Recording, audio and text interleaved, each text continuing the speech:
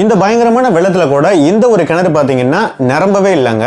திருநெல்வேலி மாவட்டம் திசைன்வெளி பக்கத்தில் உள்ள ஆயன்குளம் அப்படிங்கிற ஒரு கிராமத்தில் உள்ள ஒரு கிணறு தான் இந்த கிணறு.